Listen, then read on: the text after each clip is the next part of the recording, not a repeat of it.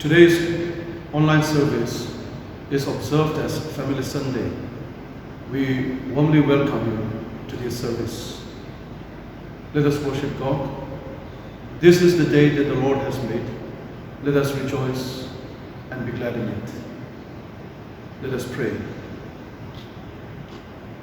God, the author of all families, from whom every family in heaven and on earth receives its name, grant us and our families the wisdom to decide to serve you alone, so that we would remain as members of the household of your Son, Jesus Christ, who lives and reigns with you and the Holy Spirit, one God, now and forevermore. Amen. Let us sing the hymn which is screened.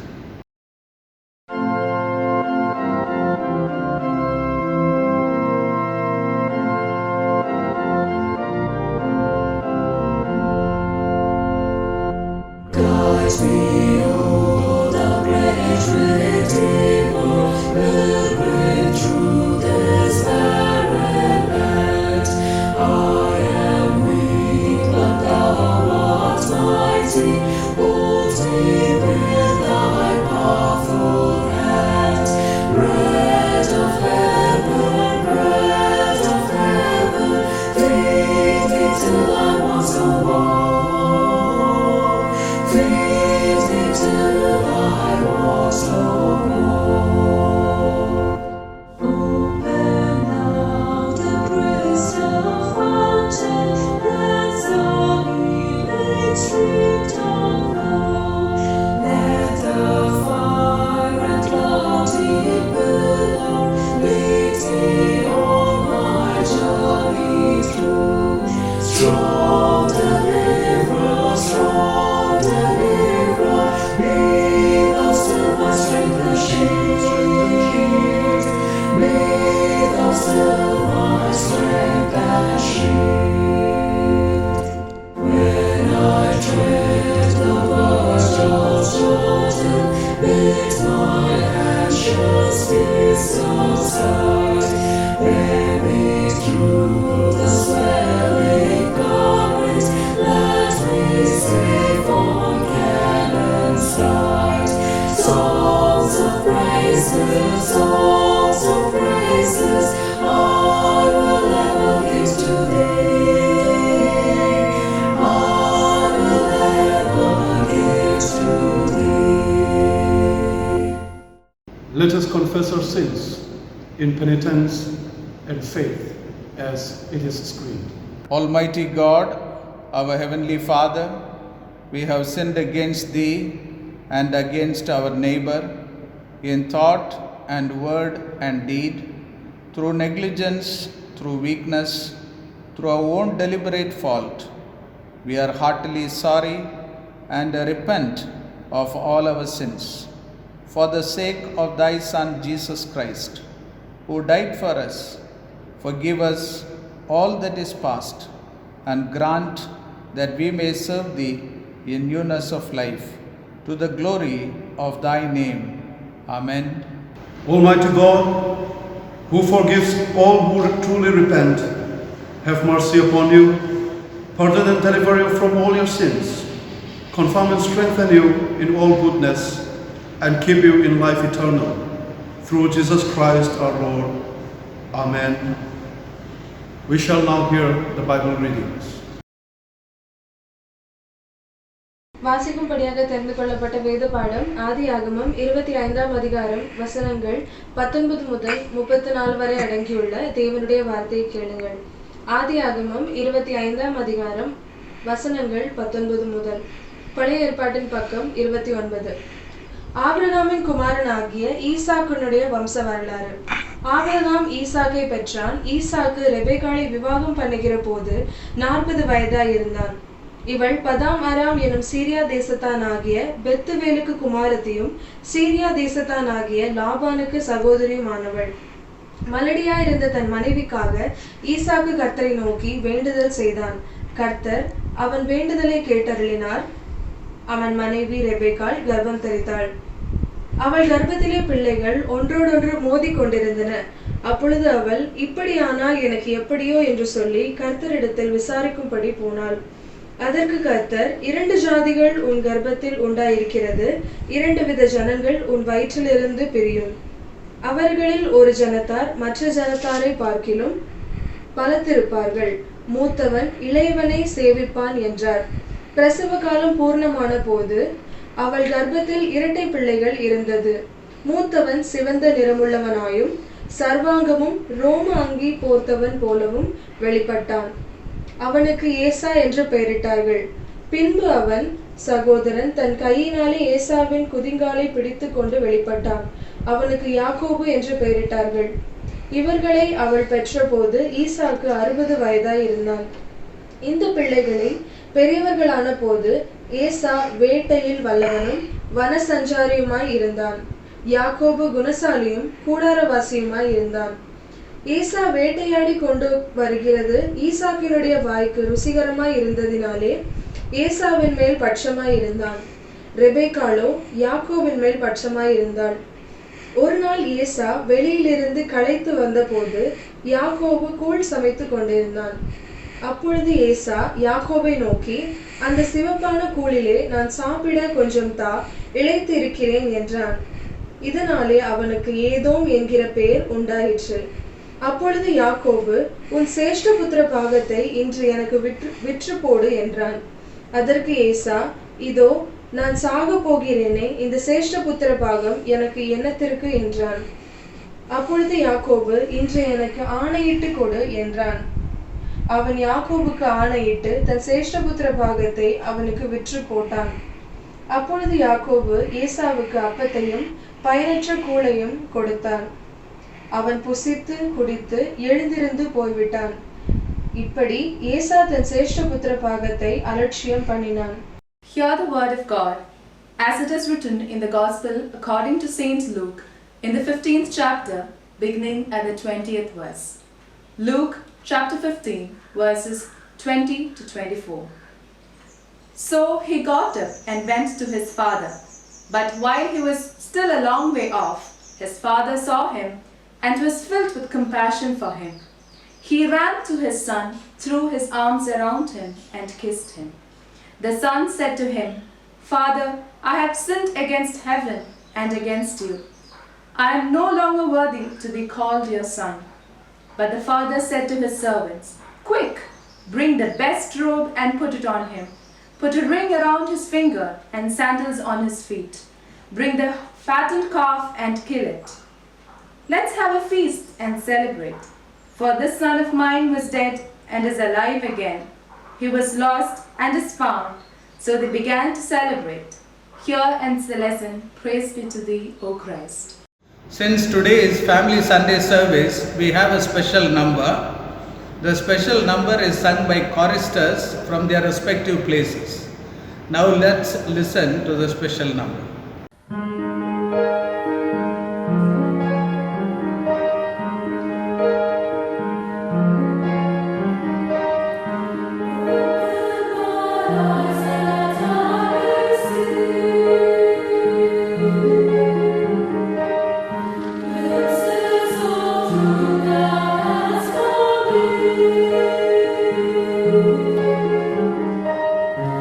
Blessed God has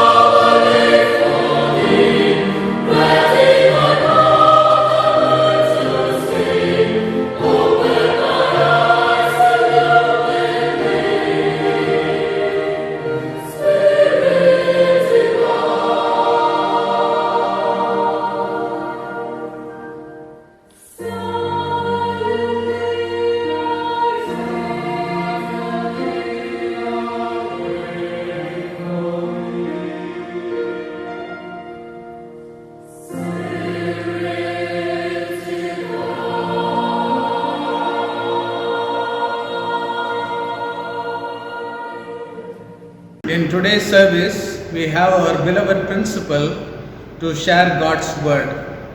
Our principal had served in various capacities as professor, as head of the Department of Zoology, the Student Christian Movement staff advisor, warden of St. Thomas's Hall, and significantly as principal of Madras Christian College for the last 11 years. We are grateful to our principal for accepting our invitation to preach on this service. We invite our principal, Dr. Alexander J. Sudasan, to deliver God's word.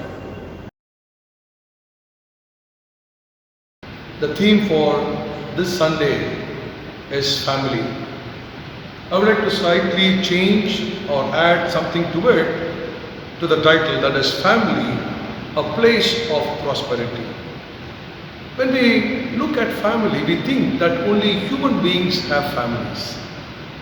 I think as we are here in the Madras Christian College campus, and some of us would have seen nature, you would find that even in animals, you'll be able to find them in families.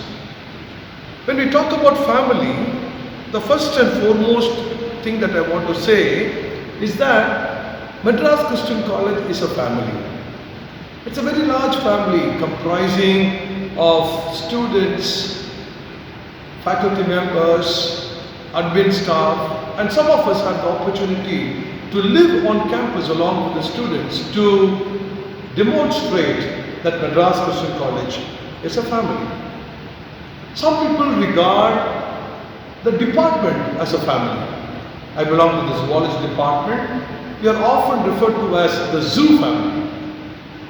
The concept of family, as you look at the scripture, it is well portrayed in the manger scene. If you look at the manger that is seen in the season of Advent, you find the composition of a family. You find the mother, you find the father, you find the child. In today's situation, we find two different types of families. The one that is very common these days is the nuclear family.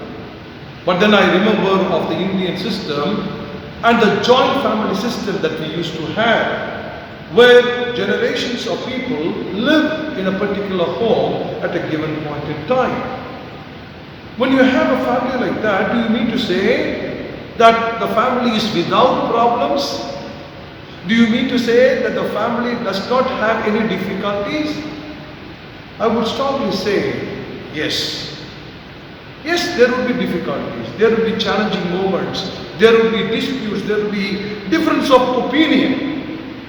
But the mantra that keeps the family together are adjustability, compatibility, and you don't yield to what you call vulnerability. In a family system, it is common or it is natural that there is misunderstanding. Which family in the world will not have a difference of opinion or misunderstanding? It is there. But sometimes what happens is that this misunderstanding increases, amplifies, and leads to disharmony in a family system. We are called to withstand this misunderstanding, sort it out as early as possible, and move on. In the family, as we are going to be looking at it, family, a place of prosperity, I don't just mean, when I say prosperity, it is the material wealth. Prospering, it is multiplying. It could be love, that is an indicator of prosperity. It could be affection, that would be an indicator of prosperity.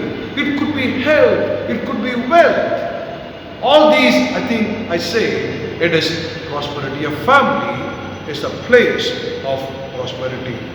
But then, to keep the family together, I would like to dwell on three very important areas. Number one, relationship is more important than wealth. The second one is forgiveness heals. wounds of the past. And the third and the last one is a Christ-centered family, which is the nucleus for a peaceful family. Let me now take you all through the first point, namely, relationship more important than where. In a given situation, in the family situation, relationship is very important. The relationship when I talk about, it is between the father and the mother, or the husband and the wife, children, and between the children and parents. Let me take you on to our Bible, to the lesson that is read to us from the Old Testament, Genesis chapter 25, where we know about the story of twin children, Esau and Jacob, who were born to Isaac and Rebekah. It is said in the Bible that Isaac got married at the age of 40, and they got the children when he was 60 years old. And Bible says that these twin children who were there in the mother's womb, they were struggling within the womb. There were indications that they would fight when they were born or when they grew up in the world. As you read the story of this family, we find that one day Esau was returning from the field. It was very hot. In fact, I had an opportunity to be in Israel in the month of May. It is almost like that of this summer of 2020 that we experienced in Tambaram and in Chennai. So hot. Evaporation is too much. You get exhausted. And this gentleman, Esau, was a very robust man, very strong man, as we read in the scripture. And he is a worker. He's been a field worker, and that's why his father Isaac liked him and loved him more than Jacob, while Jacob was loved and petted by Rebekah. Now one day, Esau was returning from the field on a very hot summer time. He was very hungry, and he reached probably he was heading towards, in today's language, sunstroke. And he was nearing home, and he found Jacob preparing stew. Esau, as he was very tired, exhausted, almost heading towards the sunstroke, he had told Jacob, I feel that I'm going to be dying now if I don't have something to eat. So he pleaded with Jacob, please give me some stew to save my life, or else I will be dead and gone. Jacob, realizing the vulnerable point, the weakness of Esau and the desperate situation he went through, he said, I can give you stew provided you forego your birthright. I mean, imagine someone is going to die. What if he has the whole world as a wealth? If he's not able to protect himself and have his life? Esau said, go ahead, I will give you my birthright. So Esau got the stew and some bread from Jacob, and Jacob took the blessing that was there upon Esau. Relationship. Here we find wealth, amassing wealth to overtake relationship. He never considered Esau as his brother. He was more interested in having wealth and wealth. Secondly, we find as Isaac was in his old age and he was about to pass away, he told Esau to go and hunt for an animal, a goat, and then have a meal. But then you know the story. The mother wanted Jacob to get the property or the blessings of Esau. So he wore sheepskin. Jacob came to his father, prepared the meal that Isaac asked, gave him, and after he had taken the meal, Isaac mistook Jacob for Esau and blessed them. Here again we find that Jacob did all this to gain wealth, to gain money. But then we know the story. Esau came to know about it, and they were wanting to attack each other, Esau and Jacob. We find that wealth has been given more importance than relationship. Lastly, we find the story of prodigal son, where we find that the younger son took away the wealth, spent lavishly, and he sinned against the Father in the heaven, because for him relationship was not that very important. What was important to the son was the money. When you look at the story of Esau and Jacob, when you look at the story of the prodigal son, what do we find? Here we find that there were people who gave more importance to the wealth, the worldly wealth, the money, the possession, the property, and because there was no deep love in their hearts. They were living there only for the money. Even today, as you look at the people around, as we look at us, as we look at our friends, we find that more of importance has been given to the wealth. As a person who has lived a family life, as a person who had seen families around, families how they live, the families of my relatives, the families of my friends, I found time and again wealth, property to have a preeminence over love and relationship.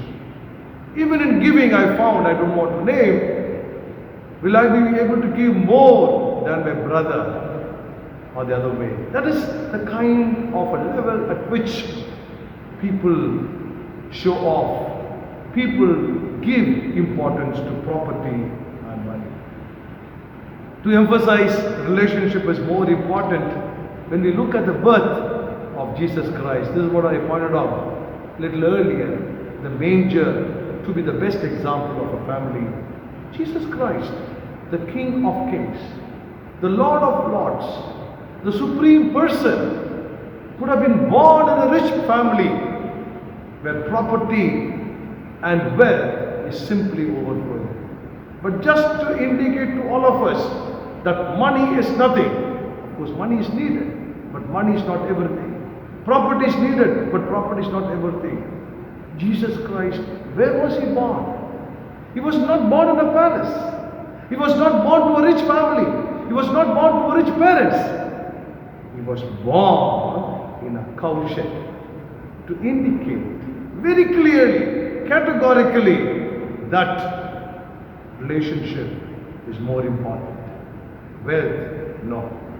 And there cannot be better example than our own Lord and Savior, Jesus Christ of the whole world, was born in a cowshed to indicate that property is not important. The second point is that forgiveness heals wounds of the past. Yes, as we see, Esau and Jacob were in loggerheads. Esau was definitely very angry. Why my brother did? And his brother Jacob was again, wanted, to amass wealth. Again, he was exploring possibilities of amassing wealth. But then the Spirit of the Lord convicted them and said, how can you have true love if you're going to be having your passion on the property? There we find in Genesis chapter 33 and verse 4, where Jacob comes with his family and seeks forgiveness with Esau. Esau also felt that he has committed an error in not considering, after all, it is his own brother. And they both hugged each other, wept and forgave each of their sins. My dear friends, yes, in our worldly life, we may be doing wrong to others, but there should be a time where we are able to identify our mistake, Seek forgiveness because God forgave all our sins. In the New Testament reading, Luke chapter 15 and verse 20, we find the prodigal son came running after his father, seeking forgiveness. Seeking forgiveness. And when forgiveness was given, there was no wait. The son was not asked to wait for hours. Immediately the father accepted the son because it is his own son. And he forgave his son of all his sins, all the things that he done. I think immediately, instantaneously, the father forgave. This is what I think is very important. As worldly people, we are bound to make mistakes. We are bound to break a relationship. But it is our duty as Christians to have restitution of our relationship by giving this forgiveness. I know I had a very rich uncle and aunt. My aunt, her family lived in a very big place in Addis Ababa. And her own brother was a very big manager in one of the big corporates. But at the fag end of their life, what they found, they fought with each other on property matters. They couldn't face each other. They couldn't see each other. But then one day, the brother, when he went to the church, he was convicted of his sins. God pointed out, why do you come to the church to give offerings? You first go and settle the matter with your sister. Come to the church and give the offering. This person went to his sister, sought forgiveness, and after which he came to the church and offered. And like this, I think we find many instances of reconciliation and restitution. Having seen about relationship is more important than wealth, forgiveness heals the wounds of the past.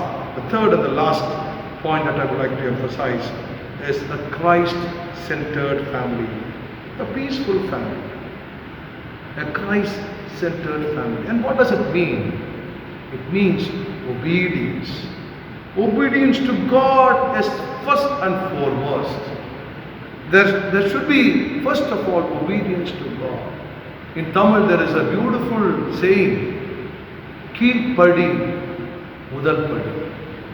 The first step that you have is the Keelpadi. The lowest step is the obedience. Obedience is the first step for all blessings from God. To be obedient to the Lord is the step one, and for which I think we come to the chapel. We come to the chapel obediently, sincerely, faithfully, and submit ourselves implicitly to God Almighty. We surrender ourselves completely to God because we believe that Christ is the center of our survival. Christ is the nucleus of our family. And only when Christ is there in individual's heart and in the individual's mind, I think there will be a peaceful family. Let us look at the life of Joseph, the father of Jesus Christ. Joseph obeyed God's word immediately. That's what we find in Matthew chapter 1 and verse 24. When the angel appeared before him and said that you will be the father of Jesus Christ, or you would be the parent of Jesus Christ, Joseph did not say anything. No questions asked. He didn't tell the angel, I'm not married yet. How can I be the father? No questions asked. In today's situation, if anything is said, if anything is presented, the first thing is questioning how this can happen. Why this is happening? I think when we are children of God, God is expecting us to be obedient to Him. Obedient. I still remember my younger days, wherein I used to go to the Sunday school, youth fellowship, choir, obediently. And we see in the Bible the life of Solomon, the life of Samuel, and many others to be obedient.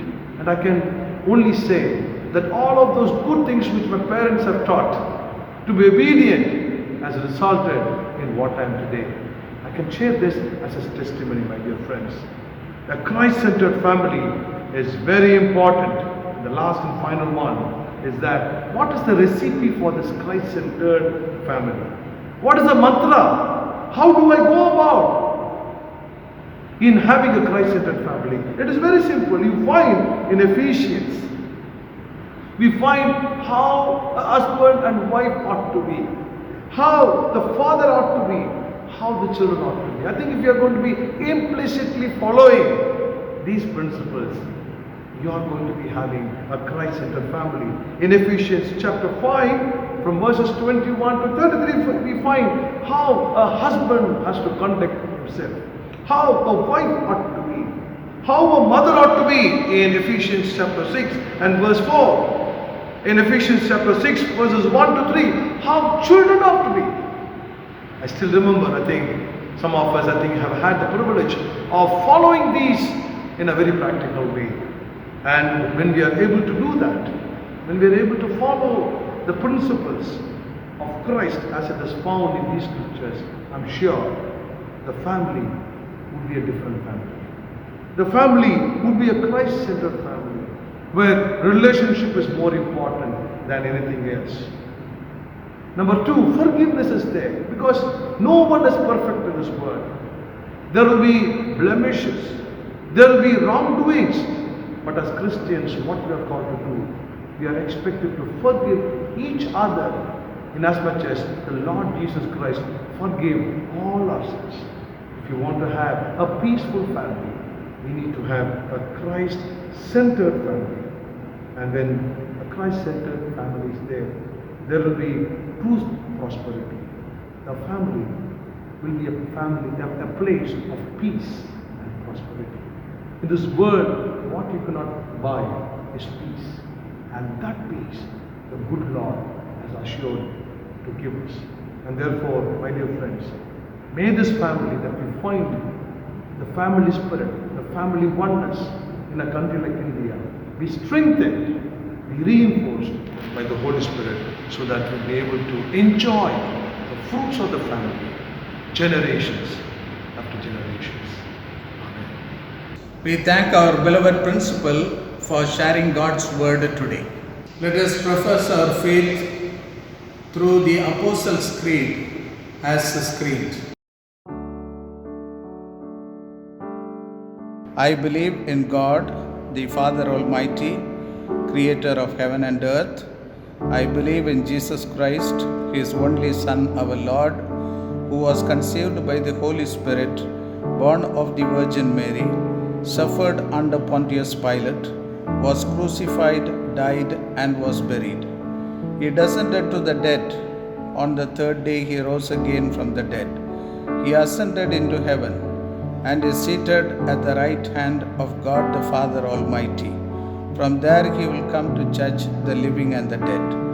I believe in the Holy Spirit, the Holy Catholic Church, the communion of saints, the forgiveness of sins, the resurrection of the body, and life everlasting.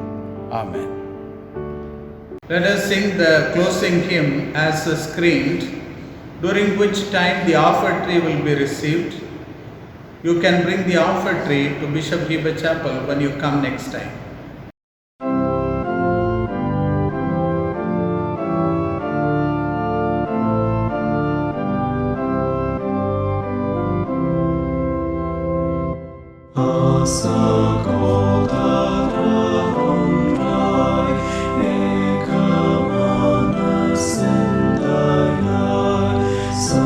Sanjarita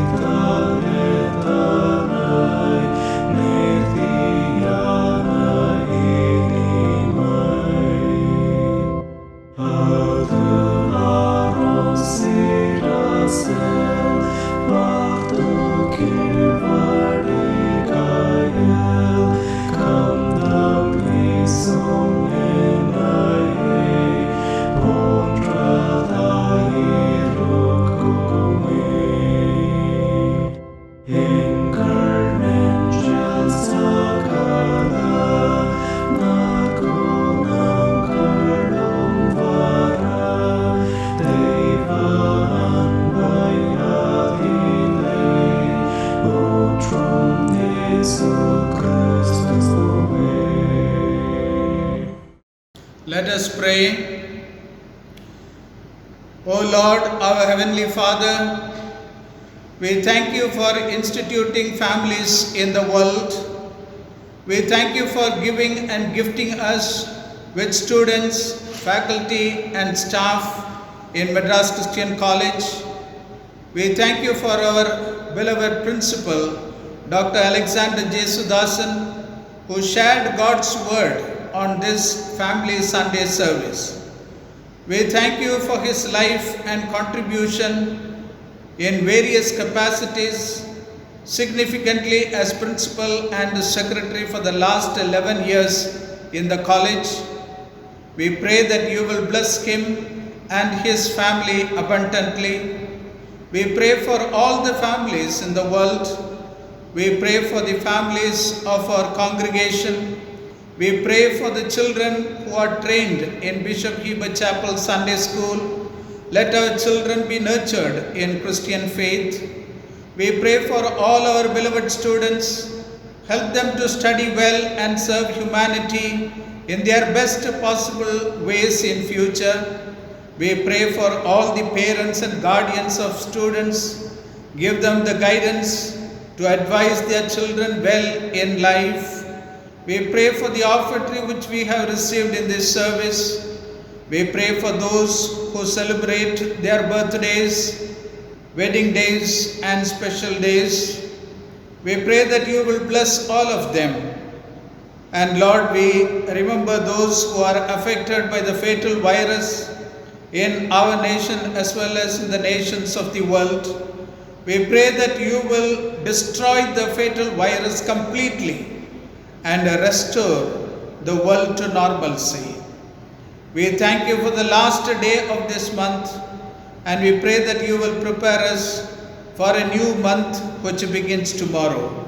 In Jesus' precious name we pray. Amen. May the grace of our Lord and Savior Jesus Christ, the love of God the Father, and the fellowship of the Holy Spirit rest and abide with all of us this day and forevermore.